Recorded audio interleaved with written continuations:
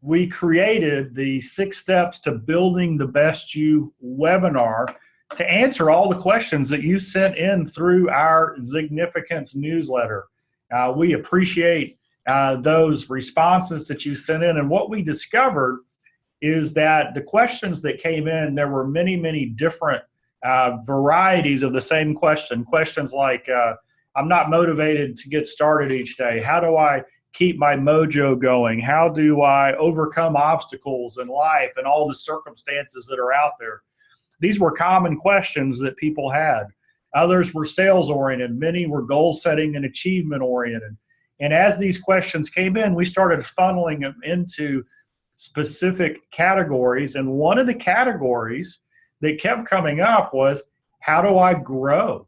How do I become the best version of myself possible? Well, I'm the CEO of Ziglar Inc., and it's my privilege to share this information with you. Zig Ziglar was my father. Our headquarters is right here in Plano, so I know we have people from all over the world. We have a very interactive chat there. So if you want to send chats in, just type in whatever your question is via chat, and we will respond that way. You can also send your chats in through the Q&A.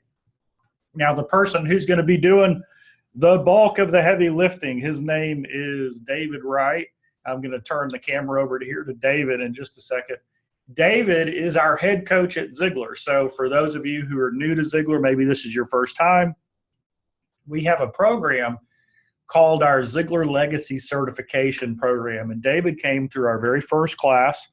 He has been coaching on the one-on-one personal level and at the executive level for over 20 years, helping people achieve their professional and their personal goals. When David came through our certification class, I knew his background. We've been working together for several years on projects. He'd had me and Howard Partridge come into Ohio, where he was based at that time. We'd done events with him. I said, David, with your coaching background, you need to take our Building the Best You program that we teach and certify people to go out and train. You need to take that course and make it into a one-on-one coaching program. And he did that. We've had that out about 1.5 years. We now have 35 certified coaches around the world teaching this, and David is leading that charge. So what we want to do is we want to take the best of everything that David has put together from his 20 years plus of coaching and experience, the Ziglar content, and we want to share with you a life-changing webinar. So before we get started, David, why don't you just share just a little bit more about your background, where you started and how you got to know Ziglar and kind of what your heart and your passion is. Well, how I got to know Ziglar was back early, just as I got out of college, back early in my career. Someone gave me Zig's book, See You at the Top. And I read that book, and it impacted me greatly, changed my life. And through the years, I went and saw Mr. Ziglar live at events and seminars, read his books, See You at the Top, Top Performance, Secrets of Closing the Sale. And so just very much influenced by Ziglar and Zig himself and the message.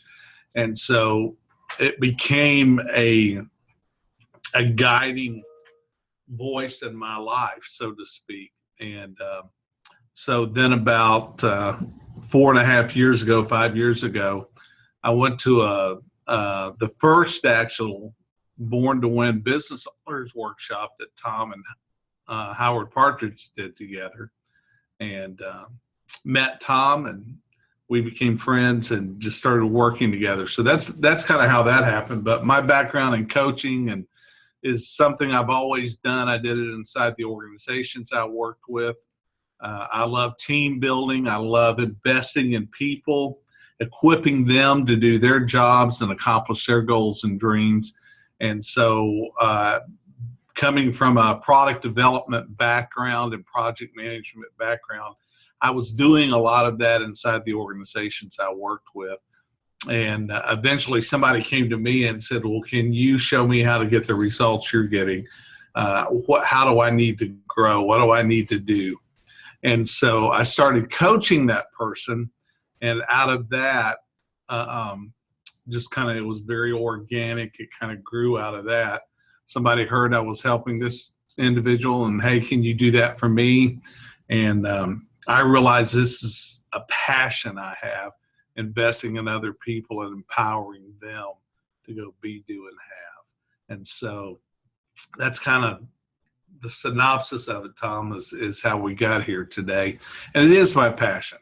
If I can help you become who you want to be, and we're going to talk about that some more today during the webinar, and go do what you want to do and have what you want to have, serve the way you want to serve, then I feel fulfilled, feel like I've fulfilled my calling in life and my purpose. And so let's do this. All right, let's get after it. So I'm going to introduce it as we go through this. And once again, if you are watching this online, if you have questions, you can type it into the chat room. You can also put it into the Q&A. We're going to handle as many of those as come up. This is 6 steps to building the best you.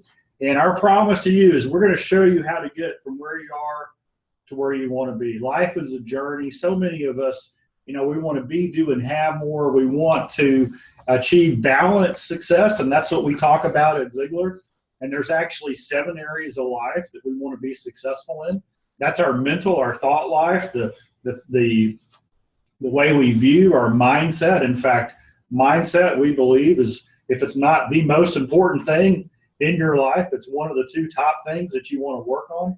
Then your spiritual life, your physical life, your family, your financial, your personal, and your career. These are the 7 areas of life, and we want to make sure that you are not only having success in a couple of these, but in all of these, because we believe this: when you look at those 7 areas, which one of those 7 areas did God create you not to be successful in? And so we believe that you are designed for accomplishment, engineered for success, to do well in all of those. So we want to give you those tools. So if you stay until the end, we're going to give you an incredible offer where you can get some one-on-one coaching with David Wright or myself. We both do coaching. We want to share that with you. And the reason we do that, really simple, it's what we call the sin of the desert. The sin of the desert is when somebody's struggling through the desert, they're thirsty, they haven't had anything to drink in several days, and they're literally going to die of thirst. And you cross their path, and you know where the water is, but you don't share the water with them. So at the end, in just the last couple of minutes, we're going to share with you, if you want some one-on-one coaching, we've got a great offer for you. So we want you to pay it, to stay with us and to, learn from this. You can implement it. If that's not your cup of tea, if you don't need a coach, that's fine. You're going to learn a lot today. And so we appreciate your time in that regard. If you would, just get focused. Turn off your cell phone. Get rid of Facebook. If you're interested in learning, you're in the right place, because we're going to go to that next level. I've introduced myself, and you met David Wright. And, isn't photography beautiful? I mean, it just takes years off of you. It's just an amazing thing what you can do with pictures. So we're glad to get that you're here. We're glad to get started. Imagine what will life be like if, and you answer this question. Now, David, I'm turning it over to you. And David has got fantastic facial expressions. So unless he tells me to kill the camera, we're going to leave the camera on. Meanwhile, I'm going to test the chat here. Any questions you have, just ask via chat, and we will get to those. And David, I'll throw some questions to you along the way. And here we go. So David, I'm turning it over to you.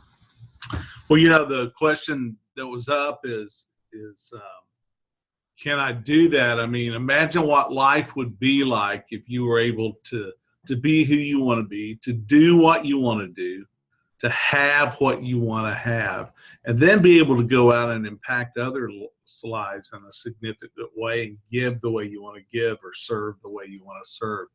And so I have that conversation with a lot of people, and I get this question, but can I do that? And I want to say to you with a resounding yes, you can do that. And so it frustrates me when I see situations in life or other people in life, discounting who you are, what you can accomplish, who you can be. And, you know, a lot of times we believe the stories or the lies that come to us, and the way we perceive the circumstances around us. And so the definition of potential is to be or become more. And we all have potential within us. We all have the capacity to be more. We all have the capacity to do more. And so a lot of what Tom and I do, and a lot of what we're going to talk about today, is not only do you have that capacity, you're worth it. You can do it. And you matter. Your influence matters. You're touching people. I'm just going to go off script here for a second, Tom, but every one of you influence somebody, and you're touching people in ways positively that you don't even realize. And so your life has impact, and you matter. And so the key to growth, the key to becoming the best you is taking action, creating change. And so what we're going to cover today is those 6 steps to create a consistent, positive change in your life. And that's an ongoing thing. We're going to talk about that more. So let's just jump into this and get started. Let's look at step 1 here, Tom. The first step in creating the best you, Tom, as you well know, is focusing on your goals. And there are 3 questions I want you to think about. You can write these down. Is this. The first question is this, you want to answer this, is who do you want to become or be? And so just write that down. Who do you want to be or become?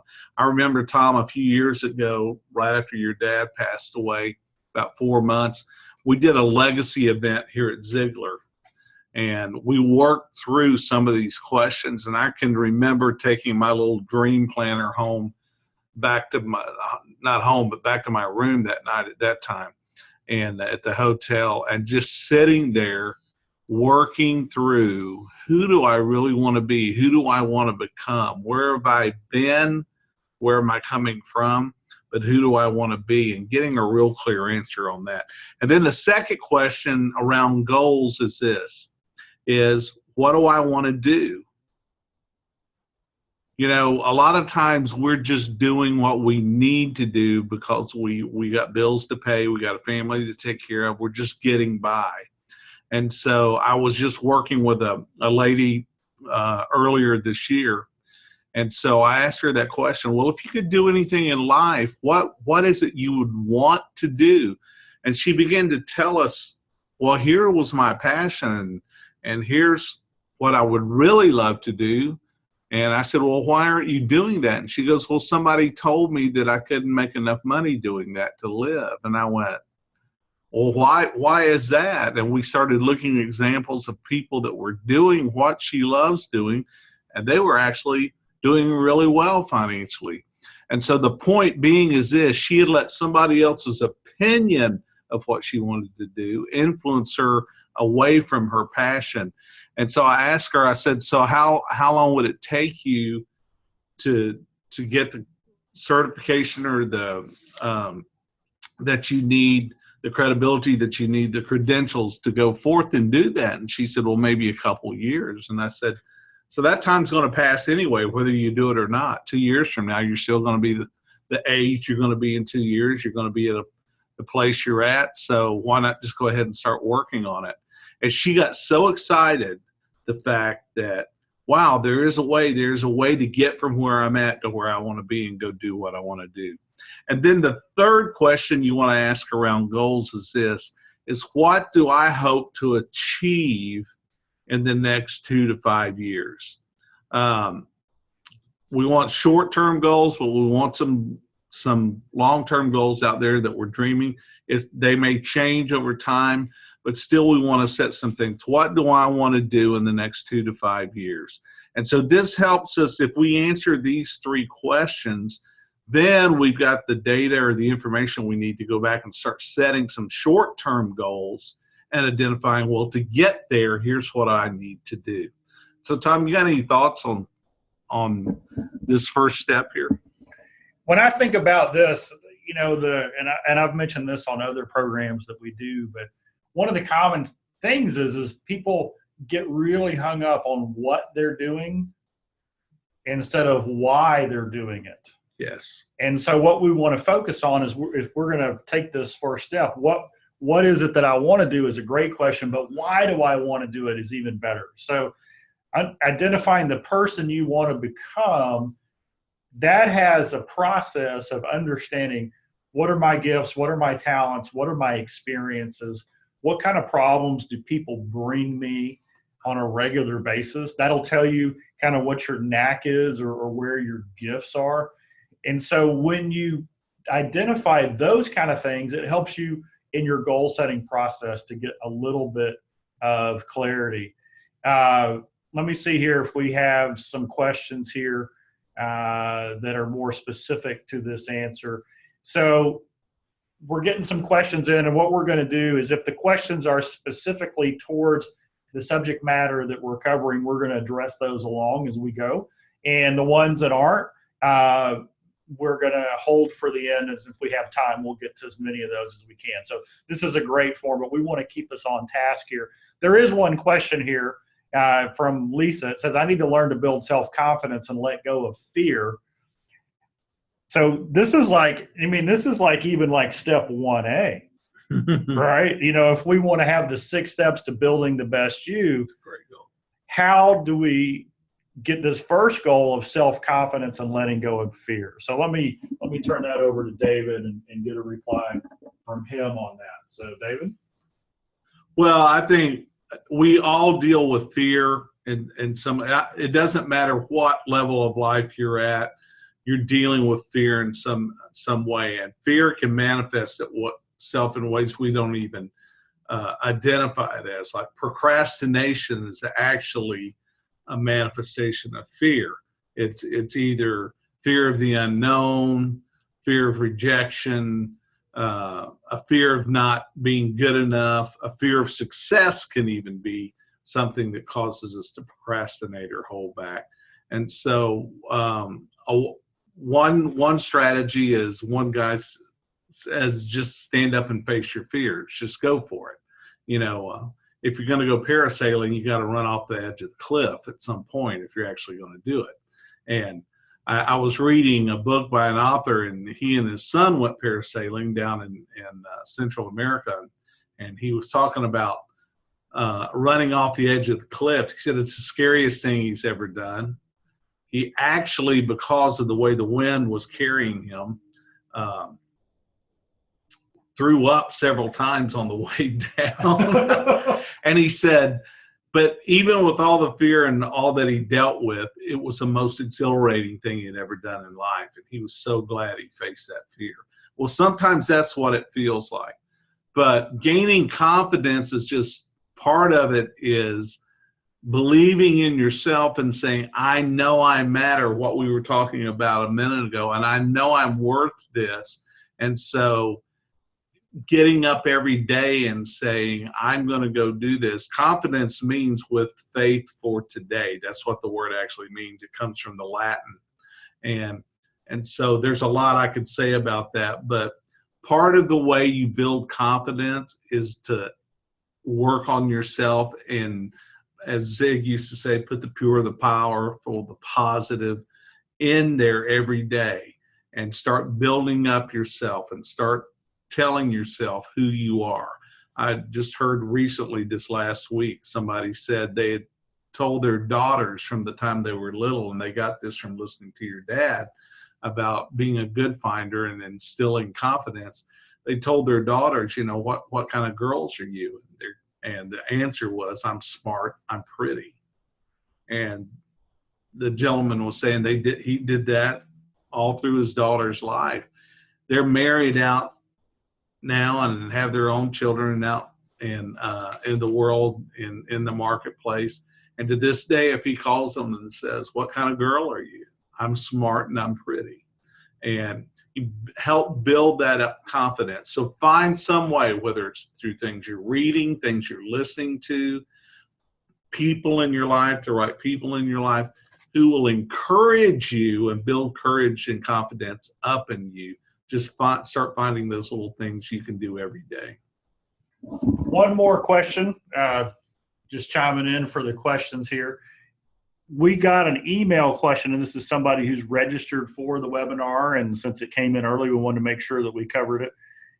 This person suffered a stroke a year ago, and they're on their way back to health and recovery. And how do they get started on that road, on, you know, overcoming a huge setback in their life, a physical setback? Could be also with the stroke. It could be emotional and mental as well, because of the taxing toll that it takes on the body. And let me just speak to that. We are all on a journey, and we live in a vessel. We are not a body with a soul. We're a soul with the body. And so, unfortunately, we live with a frail condition. We're all subject to circumstances beyond our control, whether it be an accident or a stroke or something like that. And I want to encourage you that what I call input, the mental side of your life, is more now than ever the most critical thing that you can do. And the reason for that is there is no downside to practicing positive self-talk. You can go to Ziglar.com/self-talk and download our self-talk card. You can listen to inspirational, motivational information like David was talking about, putting the good, the pure, the powerful on the positive end. You can take time to be quiet and reflect and plan out. And the reason I'm saying this is because it goes back to the confidence question, and also comes back to a rebuilding.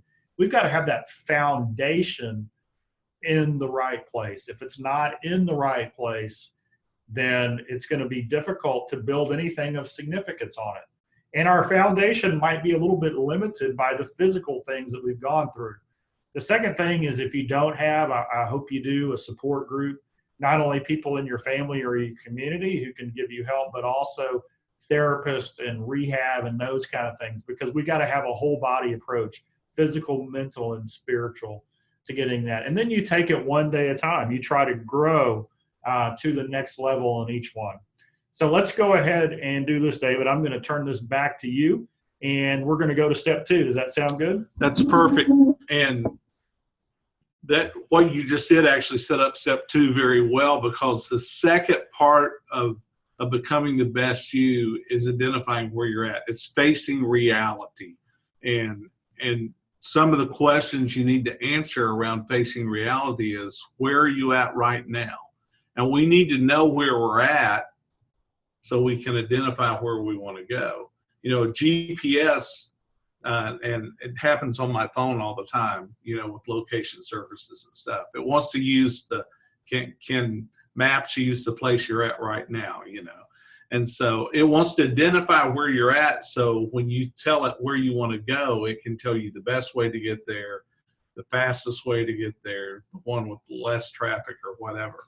And so we need to know where we're at and be honest about that. The second question is this, is what is holding you back from accomplishing those goals you just set? What's the challenge you're facing?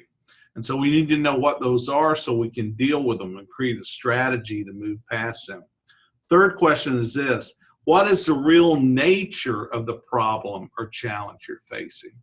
Sometimes it is logistical, sometimes it's somebody else, sometimes it's finances, sometimes it's circumstantial.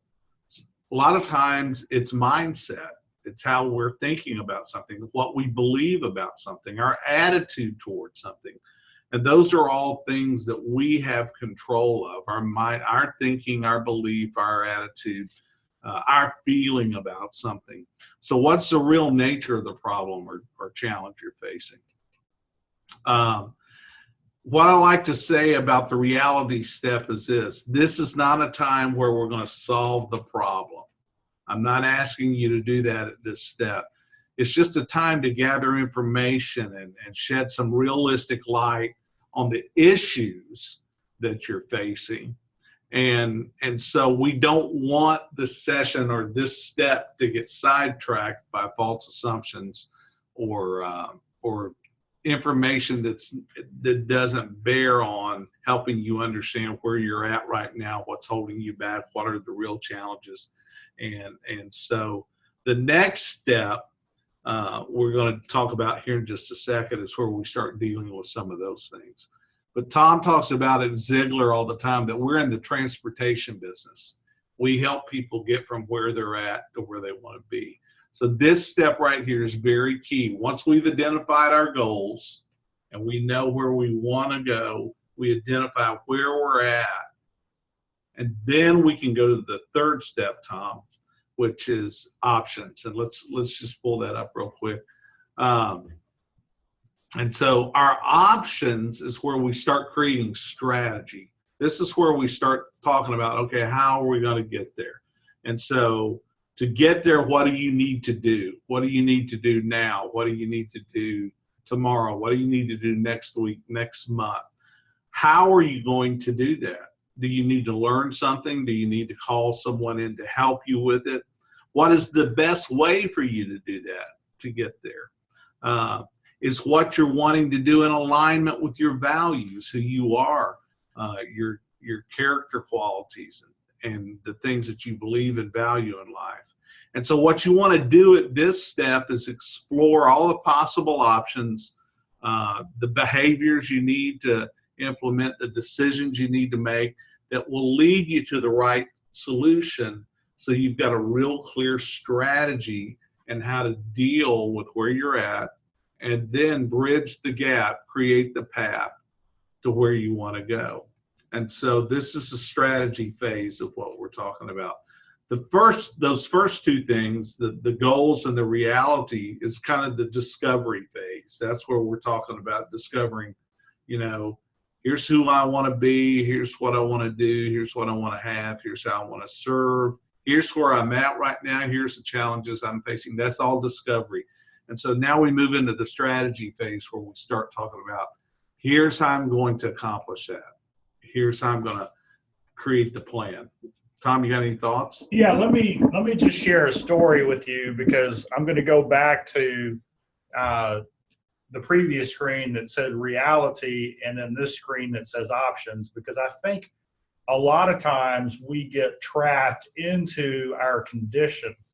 And there's a difference between being problem focused versus solution focused, and being factually based versus problem based. And let me give you an example. We work with a lot of wounded warriors, and they're the greatest people in the world. And one of the things I love doing more than just about anything is serving people who serve others, and then who've paid such a huge sacrifice to that. So the example that I use is, if you are an amputee, which many of my friends are who are wounded warriors, you could be very, very focused on the fact that you've lost a leg. Now, the reality is that you've got a choice to make. When we look at the reality of the situation, the reality is you've lost a leg. And losing a leg is not a problem. It's a fact. And so what we have to do with facts is we have to understand that it's something we can't change. It's a reality of our life. And we have to accept that. We have to move on from that perspective. And then we move into the options, which is this. The problem is when you've lost a leg, for example, if you're going to get to work on time and it takes you 20 minutes longer to get up and get ready and get dressed, the problem is that it takes you 20 minutes longer to get dressed. That's where you have options. And so what we do with that scenario and that mindset is we get up 20 minutes early. We don't focus on the problem. We don't complain about this reality that we're in. Instead, we take specific steps and actions to create options that allow us to accomplish what we need to accomplish. And so one of the things that I love about the coaching program and everything that David does when he works with people is it doesn't discount what's happened to you in your life. Instead, it says, hey, that did happen. That's a reality. Now, based on that, what actions can we take today to make our life better in the future? And one of the things that just keeps hitting home to me is what Dad said early on. And he said this: your past is important because it's led you to where you are. But your past isn't nearly as important as how you see your future. And so you see how step one was the goal, what we wanted to accomplish. That was step one. How we see our future, who do we want to become, is more important than the past. The past only has brought us to where we are. So let's see here. Let's see. We have a couple of questions here. There's the question here: can we print the bullet points? Hey, just so everybody knows, you're going to get the entire webinar sent back out to you on a replay. We don't have a printable form on there, so you'll be able to listen to this again.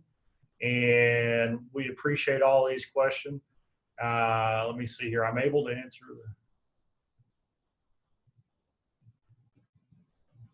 How do you find a career serving others while supporting your family? That's a good one. Tell you what, we're going to hold that one to the end. That way we know we'll have at least one person all the way to the end. All right. So we're going to be getting to these. I'm transitioning, not sure if I have a permanent job and want to go to that next one. I'm confident enough to approach. So somebody's in a transition stage. They're going to a new job. How do they know if their confidence is going to carry them into that new job? Well, I think it's establishing. There's something I like to do. It's sometimes I stop and ask myself this question: what do I know to be true? So if I'm getting a little anxious about something or worried about something, I'll stop myself and go, okay, what do I know to be true? And so, what do you know to be true about yourself? Why are you confident in yourself up to now? Why have you believed in yourself up to now? So if those things are true, you're still going to carry those things into that next job. Are there going to be things you need to learn? Sure, but you're smart and you're going to be able to learn them. Are there things you're going to, new people you're going to meet and have to learn to communicate with? Sure, but you've been very good at doing that up to now. So we know that you're going to be good at doing that as you move forward. So the point being is, what do you know to be true about yourself that you hold confidence in yourself in? You're going to take that with you into that next job, and it's going to support you there just like it has up to now. And you're even going to learn and grow and become even more confident as you go beyond that. And so, you have thought about that, Tom? That's it. We're good. All right. Next Good. one. So we talked about goals. We talked about reality. We've talked about options. So we've been through discovery and strategy phases. And now we come to will. Human beings do basically three things. We think, we feel, or we have emotions, and we choose, we make choices. And that's where our will is tied in. You know, we hear about having a strong will. Are you willing to do something? Really what will is about is commitment. And so when we come to that point of, will we do this? Do we have the strong enough will to make the commitment? Is the key factor here in accomplishing your goals and getting to where you want to be and actually implementing. At this stage, a focus moves from what we're committed to do in terms of specific steps to reach the goal.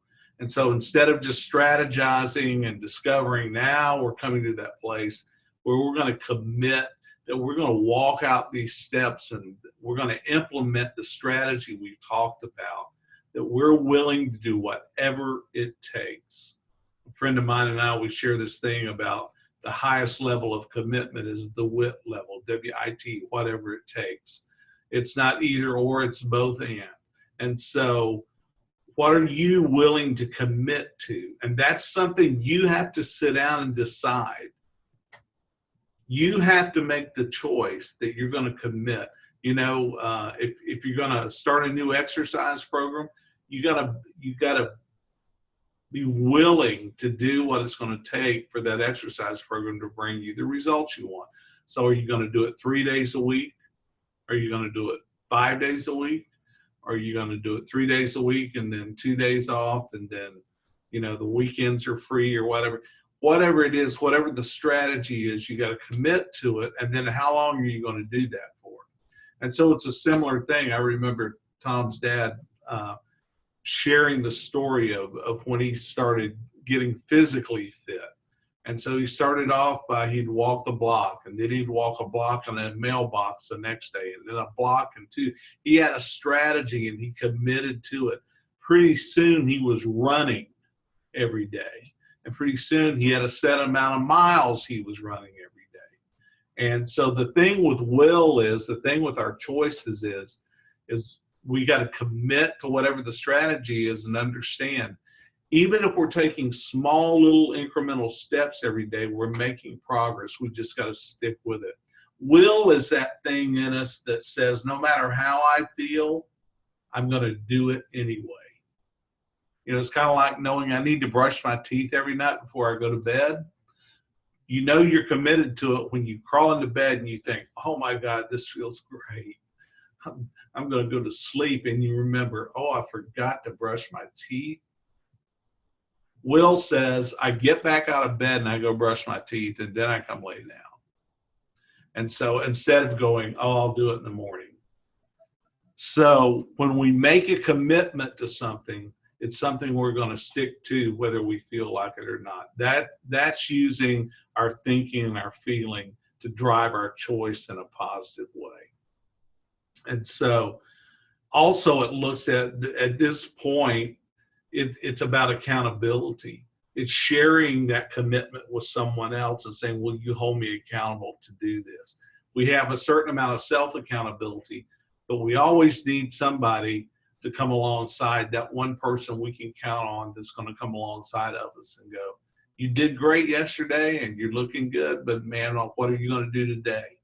Are you going to do what you said you're going to do, and hold you accountable? What do you think, Tom? Well, I love the concept of will, and I want to give just a few kind of tips on will.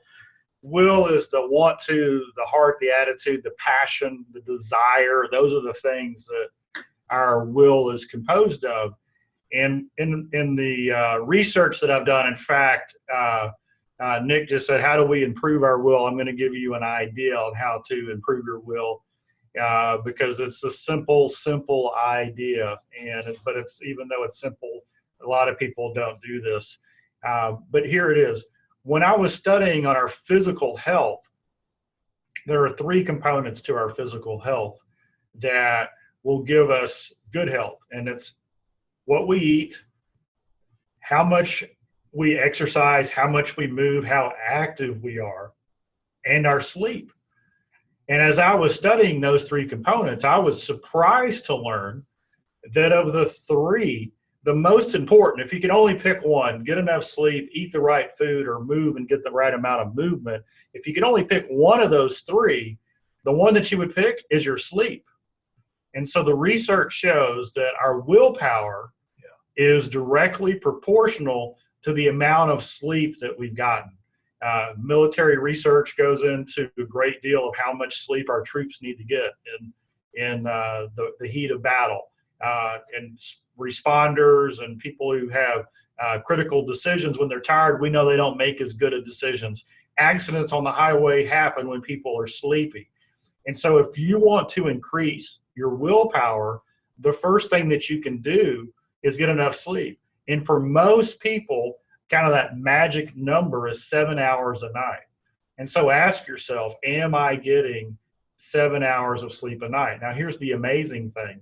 When you do not get enough sleep, your body looks for other sources of energy. So it drives your cravings for carbohydrates, for sugar, for anything that your body can convert into quick energy. And so that's why people who struggle with weight loss are constantly fighting those issues. They're not getting enough sleep. If you want to lose weight, your willpower will go up and your cravings will go down, and it's a double whammy in a positive sense. The other thing is, with willpower, one of the things that we do is we create discipline to do the things we need to do so that the day will come when we can do what we want to do. So we do the things we need to do when we need to do them, so the day will come we can do what we want to do when we want to do it. And so willpower, by getting enough sleep, then gives us that stick-to-itiveness to do the first things first in the morning. Our quiet time, getting the mental input that we want, exercising, getting that first healthy meal going. And so for anybody who's struggling with will, it could be that your lifestyle is robbing you of the potential you already have within you. So what if you did this? What if you move? What if you looked at your clock? What do you do past 9 o'clock at night? Is it super productive? Are you having rich communications with your family? Or are you mindlessly watching TV and piddling around and doing stuff that's, it's not necessarily negative or bad. It's just not adding to your life.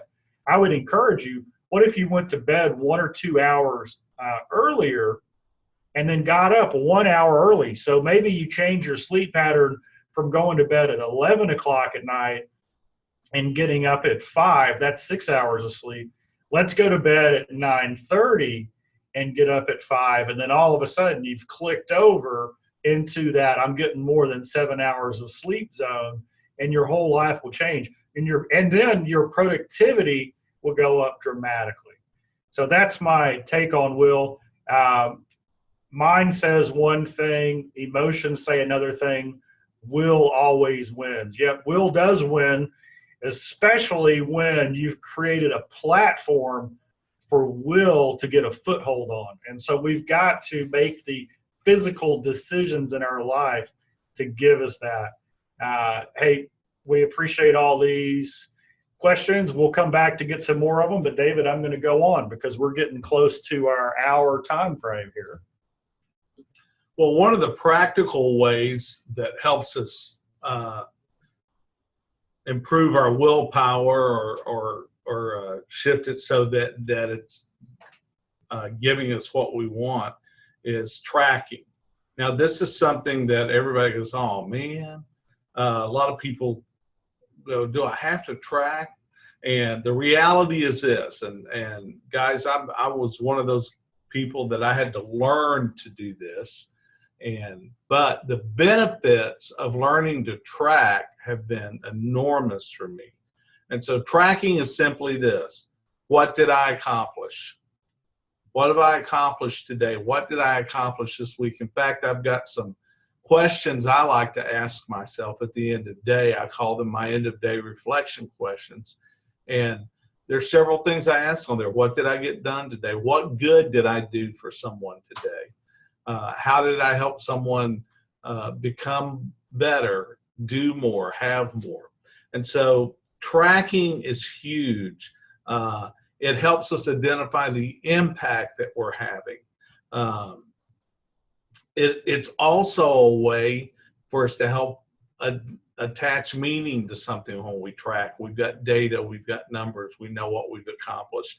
It's also a place of celebration. Now, here's something that a lot of us need to learn how to do better. As a part of our growth process is to celebrate, even if it's a little move forward. Celebrate it. I like to tell everybody at the end of the day, celebrate the day, celebrate what you've done. My dad used to tell me all the time, life's an adventure. Get up every day and go find your adventure. And then at night, reflect on it and celebrate the adventure you had that day. And so that's what it's about. Tracking is about that thing that gives you the information so that you can make better decisions. So if I track it today and I don't like my results, then I can tweak it for tomorrow or for next week. And so this is a stage where we assess what we've accomplished and how the process that we're using could be improved, and what is next, what we do next. And so that's tracking. You got anything you want to add to tracking, Tom? Okay. And so number 6, step 6 is this. When you grow, you have height.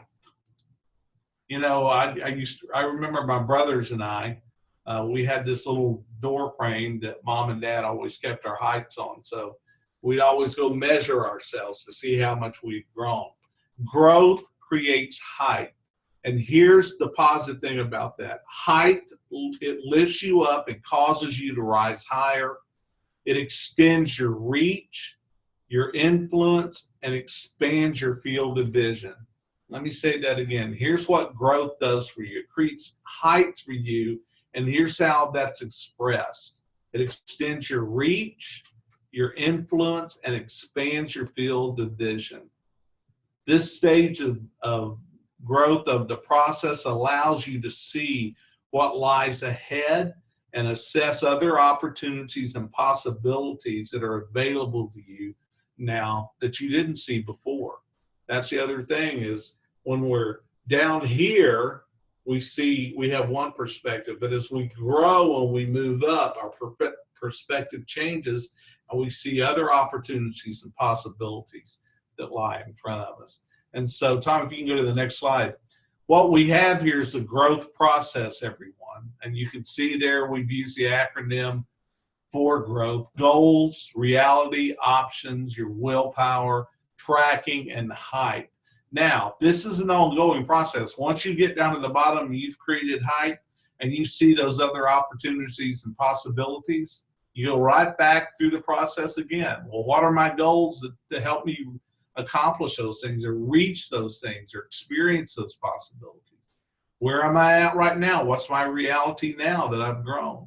What are the options, the strategies that I need to implement?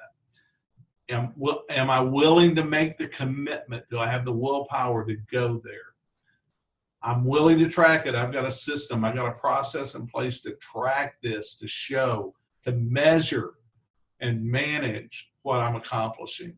And all of a sudden, I've grown again, and I've even grown more and gone up higher again.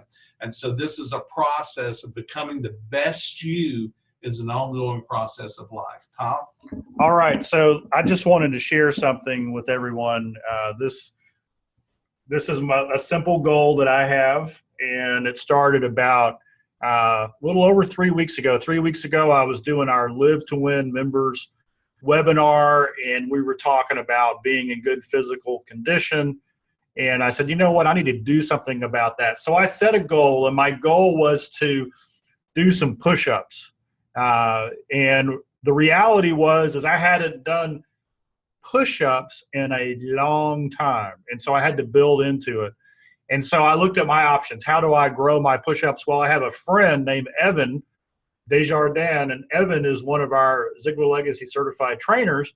And Evan said, you know, I do 5 sets during the day. And actually my original goal is I have a confession. I'm a couch potato. I can sit in one place for like 8 hours and be totally happy just typing on my keyboard. I knew for my own health, my own research, that if I walked around, if I took breaks, I would get energy. And so what I've decided to do is throughout the day, do push-up breaks. And my will, so that was my option. I'm gonna do push-ups. The reality was I was lazy. I needed to get started with a reasonable plan. My will was I'm gonna start doing 5 sets of 10 push-ups at a time. And the first 3 days, boy, was I sore. And then I got to that. Now, I was doing a set of push-ups about every hour, hour and a half. And that was good. And I was getting through it. So today was yesterday, today's Tuesday. Yesterday was my first day of 5 sets of 25 push-ups. And so that's a big improvement from starting with 5 sets of 10 to 5 of 25. And Evan said, you know what, you need to track this. And so every day in my journal, I write down how many push-ups I've done all total. And so yesterday I did 125 push-ups, and that is a total of 1,700 push-ups since I started. And if you would have told me 3 weeks ago that I was going to do that many push-ups between now and then, I would have thought you were crazy, because it didn't make any sense. Why am I telling you this goals growth process? Because when you do incremental steps, big things happen. Now, here's where the height comes in.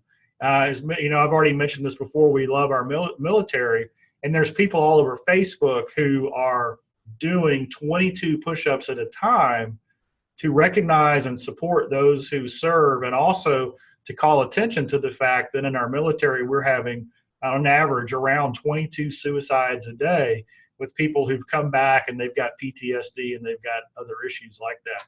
So this height, I've now set a new goal. And maybe towards the end of this webinar series, you'll be on and I'll be able to report victory on it. But my new goal is to do 22 sets of 22 push-ups in one day to support our military.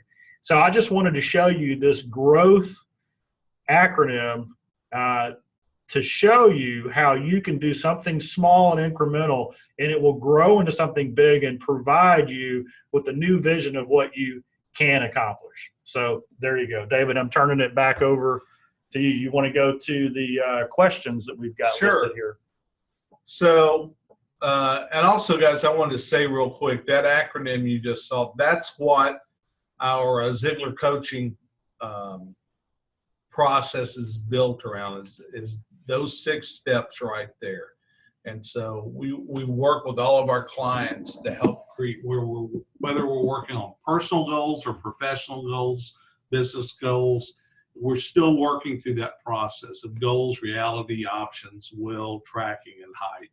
And so here's a couple questions that have come in. Where does genuine enthusiasm come from? And the second one is, how do I sustain the motivation for growth? So Tom, I'm going to throw those back to you. Where does genuine enthusiasm come from? How do you nurture that in yourself personally? My enthusiasm? My personal enthusiasm comes from this, is how I start my day.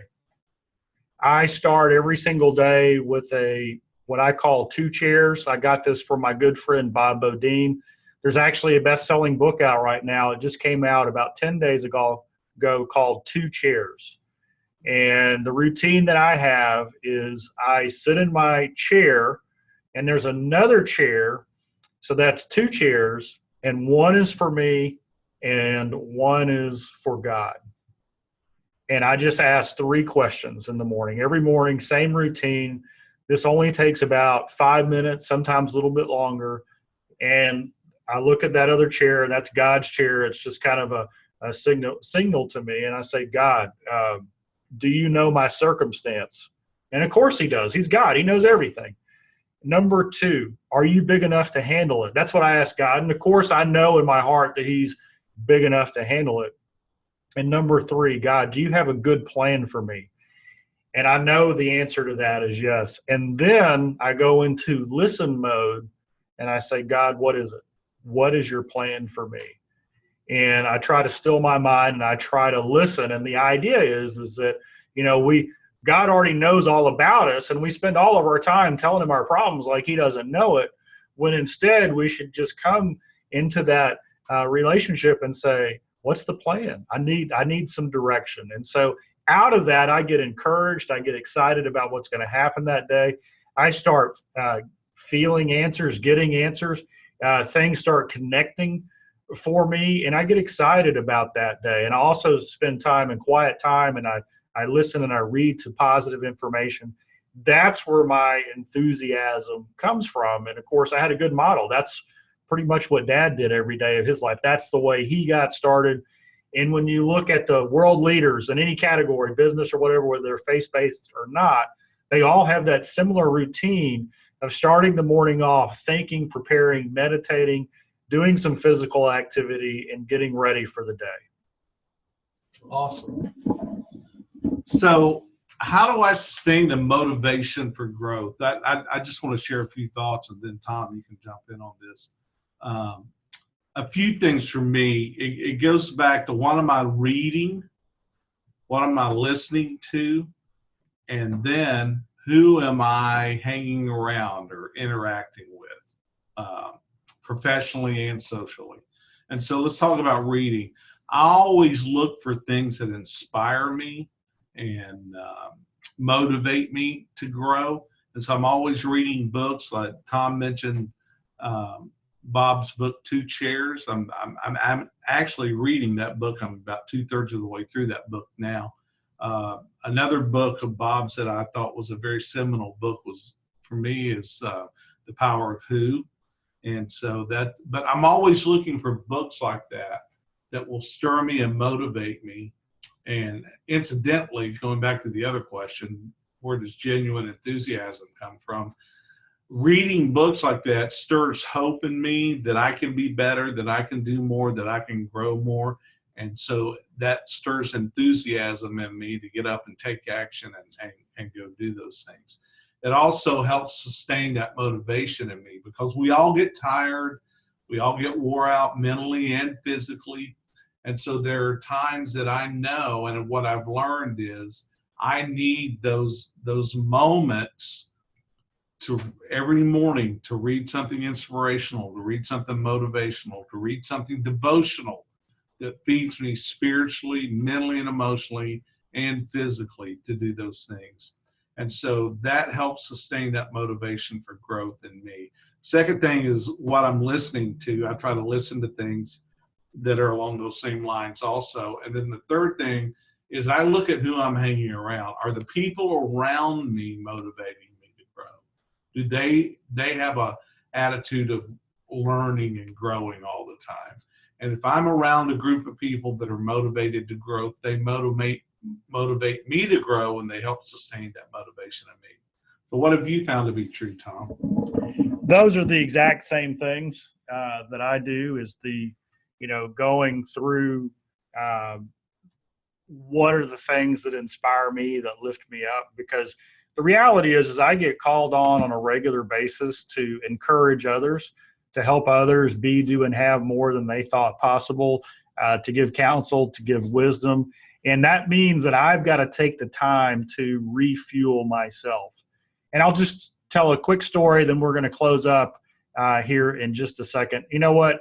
I think what I'm going to do is I'm going to tell this quick story. It's about Dad. You're going to want to stick to it at the end, and let me go ahead and progress through, because I know some of you are hanging on, waiting for our special offer that we have. So what we've been over is the 6 steps to create a consistent positive change in your life. When you use that growth acronym to anything that you want to accomplish, it's going to help you go to that next level. So are you ready to take things to the next level? Do you want to go and grow and have more in life?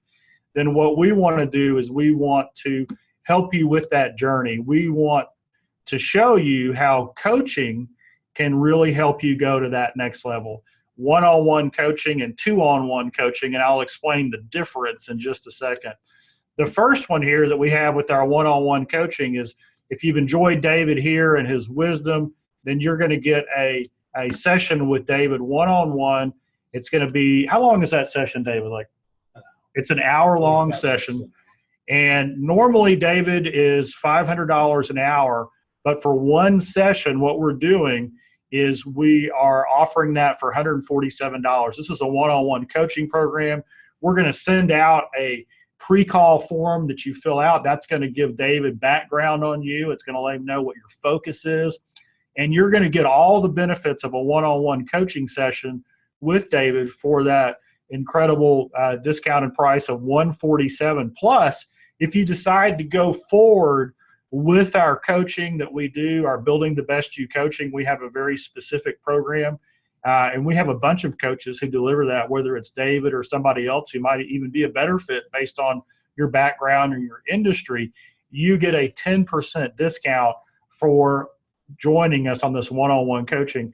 And here's the thing, that $147, if you go forward, not only do you get the 10% discount on Building the Best You, but you also get to apply it to the future coaching that you do, and it's risk-free. And what do we mean by that? If the end of the one-on-one session, if you're like, you know what, hey David, I love you, you've given me a couple ideas, but it wasn't worth it. It wasn't what I thought it was. I'm sorry, but you just didn't ring my bell, so to speak. If you come away unsatisfied, then we will give you 100% of your money back. The other session is what I do with David. We do executive coaching, and this is where we work with people in a two-on-one format, two-on-one. And what we do is during that same hour, we will both be on the call. You'll still have that pre-call format. Now, normally when I do one-on-one coaching at the executive level, my rate or our rate for both of us is $1,500 an hour. And so we're having a special offer of $547 if you want to spend some time with us, invest some time, some money. Once again, this is completely guaranteed. If at the end of it, you're like, you know what, that wasn't a good time, a good use of my time. I wish I hadn't done that. If you tell us that, we will, as Dad said, we will tearfully give you your money back. So that is our two coaching options. If you don't find value, I ask for your money back. I've already mentioned that. And here's where you go to get this. And Lou, if you'll put this in the chat as well, if you want the executive coaching offer with David and myself, just go to that coach offer. That's the Bud URL link that you see there. And if you're wanting the special with David at 147, you see that link there. For those of you who are listening on the phone, you're going to get an email of this with all the information in it right after this, along with the replay. Here's the only thing is these are very limited offers. We had a webinar about 2 weeks ago that we offered on this, and we only have about 2 executive coaching spots left and maybe like 5 or 6 of the 147. So we do that because our time is limited in what we can provide. So if you want to take advantage of this, go ahead and jump on it. So let me tell you that story, and then, wow, we're past the time. But here's the story, and this is a great life lesson. When Dad would travel in his 60s and his 70s, oh my gosh, he would go out and he would travel for a week, 4 or 5 nights in a row, and he might do 3 events in 3 different cities in 5 nights. And when you're 72, 73 years old, or if you're 27, that's a lot of travel. It doesn't matter. That is going to take its toll on you. And I can remember being at home when Dad would come in, and I would see this man, 72, 75 years old, and he would walk through the door, and he would have this big grin, this excitement of being home and glad to be there. And at the same time, his shoulders would be drooping. So what I could see was this energy, this excitement, emotionally filled up, but physically drained. And I used to wonder to myself, how can somebody be full of emotional energy and yet be physically drained? Because it's hard when you travel that much. Well, a number of years later, I went out and I started speaking, and I did my first event. And then I did my second. And then I had a week like that where it was like 3 different locations, 3 events. I came home. I was tuckered, as Dad said. I was worn out. And I walked through, and I realized I was excited. Inside, I was excited. But emotionally, I was filled up. But physically, I was just drained. And then I realized what caused that. And this is what I want to share with you. If you were to take that growth model that we shared with you, and you would apply it to your own personal development, and remember this story, here it is. See, number 1 is Dad spent 3 hours every day preparing, listening, reading information, right, that he could use to help other people grow. And that's what I was doing. I was doing the same thing. And so that gives you an amazing foundation. That gives you enthusiasm. It gives you excitement. And then he would go and speak that information to other people. Now, when you speak something out loud, you hear it as well. So you see there, he's receiving that information a second time. Once when he took it in and prepared it and massaged it to go speak it, and then when he spoke it. And then the third thing would happen is once you give that great information to somebody else, it's like after a webinar, I'm always jazzed when we're done because I've heard the information, I've prepared for the information. And then we get all the emails saying, wow, that was fantastic. When Dad was done speaking, people would come up to him and say, Mr. Ziegler, oh, you changed my life. That inspired me. That encouraged me. Thank you for your books, your writings, all the things that you've done. And so that story right there is a micro lesson of how we achieve the things in life that we want to achieve.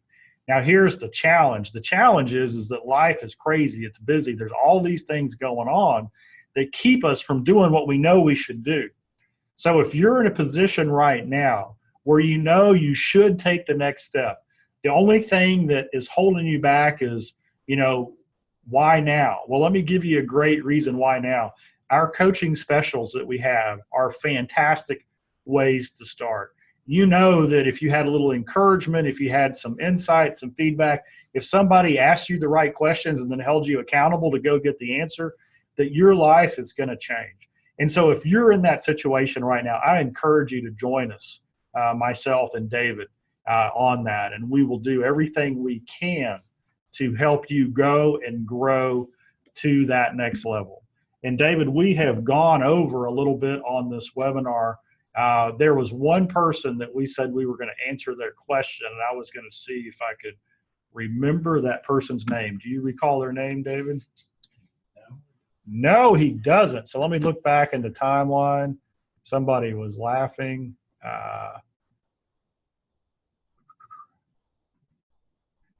That's it. I want to be a servant of the Lord and serve others, but also have to support my family.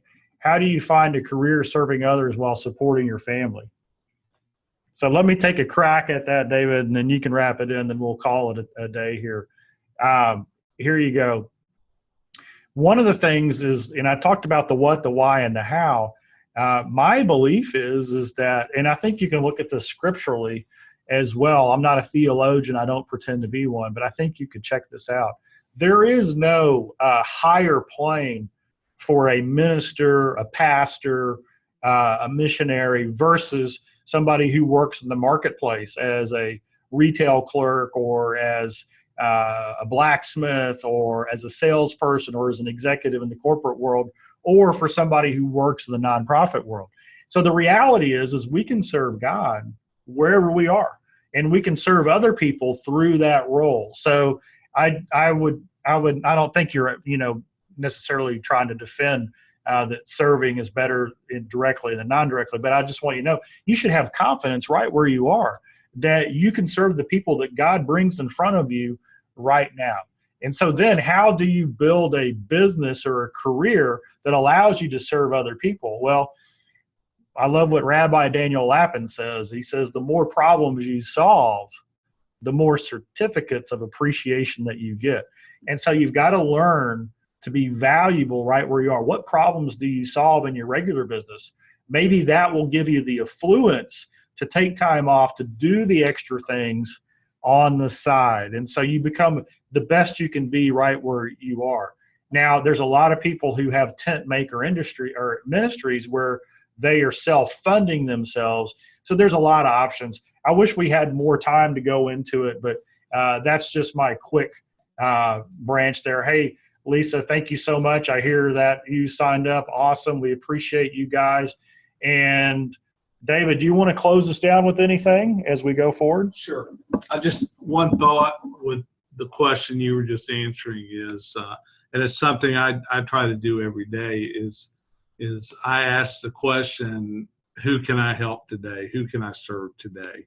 And so I would challenge you to, if you want to eventually, that's what you want to be doing and be able to monetize it or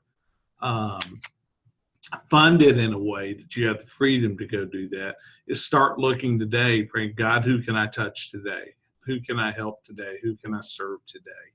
And it's amazing when you say that prayer and just surrender it, because it's amazing who shows up in your life and the cool things that happen. So that's, for me, that's where I started and continue to do that on a daily basis. And so along with Tom, I just want to close with this one thought, guys, is that I opened with this and I want to reiterate it, is to remind you that wherever you're at in life, you are making a difference today. You're influencing someone in a positive way. Someone's watching you. Someone's learning from you. Guys, I want you to just tell yourself every morning when you get up, and Zig used to say it this way, God don't make no junk. And so you're a person of value. Tell yourself that every day. I'm a person of value. My life matters. My influence matters. And I'm going to go make a difference today. and then find some way to do that. Find somebody's life you can touch, because you are important. You have something to offer this world we live in today. All right. Thanks, everyone. We will see you again next time. This is part of a webinar series. We're going to be going over productivity tips, goal setting. We're going to be covering a lot of different subjects. So stay tuned for us on a future one of these, and we will see you again next time. Thank you so much.